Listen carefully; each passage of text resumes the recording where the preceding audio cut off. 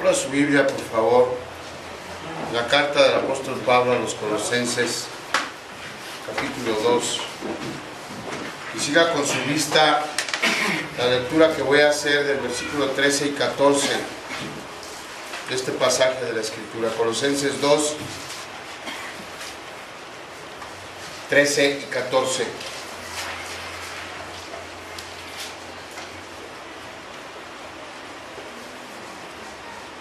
Voy a leer en la Nueva Traducción Viviente. Escuche por favor con atención. Ustedes estaban muertos a causa de sus pecados y porque aún no les habían quitado la naturaleza pecaminosa. Entonces Dios les dio vida con Cristo al perdonar todos nuestros pecados. Él anuló el acta con los cargos que había contra nosotros y la eliminó, clavándola en la cruz. Él anuló el acta con los cargos que había contra nosotros y la eliminó, clavándola en la cruz. Continuando con los sermones que estamos compartiendo en nombre de nuestro Dios, al celebrar un año más el movimiento religioso más importante de la iglesia cristiana hasta ahora, recordamos que la razón principal de este movimiento, el corazón de la reforma protestante del siglo XVI, fue el defender, proclamar y hacer retornar a la iglesia a la base bíblica de cómo es que un alma puede ser justificada delante de Dios. Cómo es la única manera, según la Biblia, en que podemos ser declarados justos delante de Dios y así tener acceso a la vida eterna, en lugar de enfrentar a causa de nuestros pecados la justa ira de Dios. Hubo 5 lemas expresados en 5 frases en latín que los reformadores esgrimieron como un resumen de su protesta y que hasta la fecha han quedado como símbolo de este movimiento. 5 frases que se conocen como las 5 solas de la reforma. Esas 5 frases son: solo mediante la Escritura, solo por fe, solo por gracia, solo por Cristo, solo a Dios la gloria. Uno se salva solo de la manera en que la Biblia enseña que uno se salva. Nadie más tiene autoridad para determinar la manera en que alguien puede alcanzar la vida eterna. Ni la iglesia, ni ninguna autoridad eclesiástica. Solamente la Biblia enseña la manera que Dios determinó desde la eternidad para salvarnos. Esa manera en que la Biblia enseña solo se recibe o solo se acepta por fe. Una fe que nos es dada por gracia. Una fe en la obra redentora de Cristo. Por eso es solo por Escritura, solo por fe, solo por gracia, solo por Cristo. Cristo es nuestro único y suficiente Salvador. Él solo llevó a cabo la obra de expiación de su pecado y del mío, nadie más. Y como todo esto es cierto, la gloria de nuestra salvación la debemos solamente a Dios. Amén.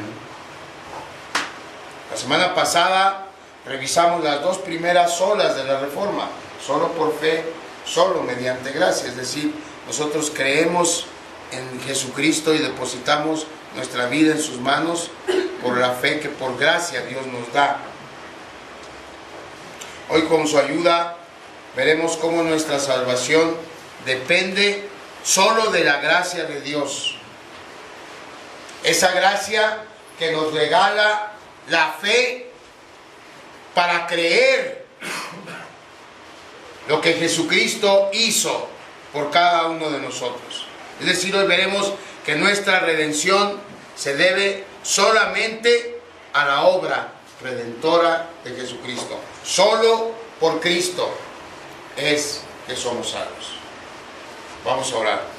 Padre, de la muerte de Cristo en la cruz,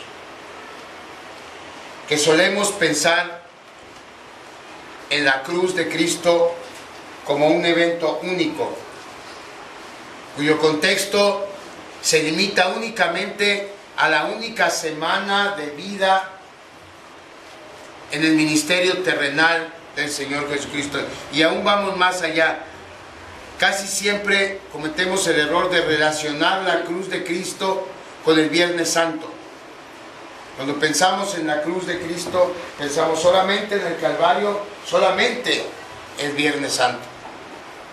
Cuando hacemos eso, pasamos por alto que la expiación que Cristo llevó a cabo no es un evento aislado que surgió de forma espontánea. Todo lo contrario. La cruz de Cristo es la culminación, el clímax, el punto culminante de siglos de historia redentora. Lo que queremos decir es que siglos antes Dios había puesto en movimiento ciertas cosas que alcanzaron su punto culminante con la muerte del Señor Jesús. Uno de esos antecedentes históricos del sacrificio de Jesús es el pacto que Dios hizo con su pueblo Israel. Y es importante que comprendamos cómo se relaciona la obra expiatoria de Cristo con este pacto. Pues solamente así, si relacionamos bien qué tiene que ver la muerte de Cristo con el pacto que Dios hizo con Israel, solamente así vamos a poder valorar correctamente lo que nuestro Señor logró para nosotros en la cruz del Calvario. Como sabemos, un pacto es un convenio entre dos partes. Todo pacto tiene estipulaciones. Todo pacto tiene cláusulas que deben cumplirse. Por ejemplo, ustedes y yo tenemos un pacto, bueno, los que Dios nos permite, somos la mayoría, trabajar, pues tenemos un pacto laboral, un convenio que firmamos. Nosotros a través de ese convenio, de ese contrato, de ese pacto, nos comprometimos a trabajar haciendo ciertas actividades por determinado número de horas. Y a cambio de eso, nuestro patrón se comprometió a remunerarnos con cierta cantidad de dinero, ¿no? Con ciertas prestaciones también. Por supuesto que esos beneficios, esas prestaciones, están sujetos a que nosotros cumplamos la parte del convenio, del pacto que nos toca. Para yo obtener derecho a los beneficios del pacto, tengo que cumplir con las obligaciones del pacto. El pacto que Dios hizo con su pueblo Israel no es distinto en ese sentido. Es decir, Dios hizo un pacto con su pueblo y también había obligaciones que el pueblo debía cumplir para obtener beneficios de parte de Dios. Y si vamos al libro de Deuteronomio, allá en el capítulo 28, la Biblia explica claramente el detalle de los términos de este pacto que Dios hizo con Israel. Miren, a partir del versículo 1, Deuteronomio 28:1. Acontecerá que si oyereis atentamente la voz de Jehová tu Dios, para guardar y poner por obra todos sus mandamientos que yo te prescribo hoy, también Jehová tu Dios te exaltará sobre todas las naciones de la tierra, Y vendrán sobre ti todas estas bendiciones y te alcanzarás si oyeres la voz de Jehová tu Dios.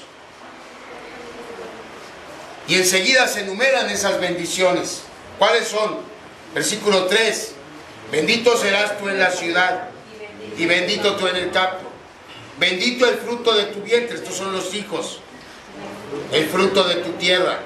El fruto de tus bestias, la cría de tus vacas y los rebaños de tus ovejas. Bendita serán tu canasta y tu arteza de amasar. Bendito serás en tu entrar y bendito en tu salir. Es decir, donde quiera que vayan, hagan lo que hagan y en todo lo que tengan serán bendecidos. Sí y solo sí cumplen los términos del pacto. Sí y solo sí obedecen a Dios. Y entonces cambiamos de página. Después de leer estas maravillosas promesas de que seremos benditos en la ciudad y en el campo, de que nuestros hijos van a ser benditos, de que nuestros trabajos van a ser benditos, de que nuestras despensas van a ser bendecidas, después de eso nos topamos de pronto con un pero. Un pero que no presagia nada bueno. Versículo 15. Pero acontecerá, si no oyeres la voz de Jehová tu Dios, para procurar cumplir todos sus mandamientos y sus estatutos que yo te intimo hoy, que vendrán sobre ti todas estas maldiciones y te alcanzarán. Maldito serás tú en la ciudad y maldito en el campo. Maldita tu canasta y tu arteza de amasar. Fíjense el 18. Maldito el fruto de tu vientre. Tus hijos van a ser malditos. El fruto de tu tierra, la cría de tus vacas y los rebaños de tus ovejas. Maldito serás en tu entrar y maldito en tu salir. Y aquí vemos cómo la maldición es directamente contraria a la bendición. Si desobedecemos, vayamos donde vayamos, hagamos lo que hagamos, tengamos lo que tengamos, seremos maldecidos. Y es necesario que notemos el alcance de la maldición. Hermanos, alcanza todo aspecto de nuestra vida. Así como la bendición de Dios, cuando obedecemos, alcanza todos los aspectos de nuestra vida. La maldición de Dios también alcanza todos los aspectos de nuestra vida. Ahora, para captar bien la bendición y para captar bien la maldición, debemos primero comprender lo que los judíos entendían por bendición. ¿Qué es la bendición? ¿Qué era la bendición para un israelita? Y para entender bien este concepto de la bendición, puede servirnos unas versiones que hay del capítulo 5 de Mateo, en donde el Señor expresa las bienaventuranzas. Porque estas versiones, como la Nueva Versión Internacional, no creo que nadie traiga la Nueva Versión Internacional. Pero si la tuviéramos, bueno, yo sí la traigo. Veríamos como en la versión 60, miren, vamos a hacer el ejercicio. ¿Qué dice Mateo 5? La primera bienaventuranza. Nada más díganme la primera bienaventuranza. Bienaventurados los pobres en espíritu, porque de ellos es el reino de los cielos. Sí, bienaventurados los pobres en espíritu, porque de ellos es el reino de los cielos. La Nueva Versión Internacional no dice bienaventurados, dice dichosos. Dichosos los pobres en espíritu, porque ellos es el reino de los cielos. ¿Sí? El sentido, la razón de poner dichosos es porque en nuestro idioma nos sentimos más identificados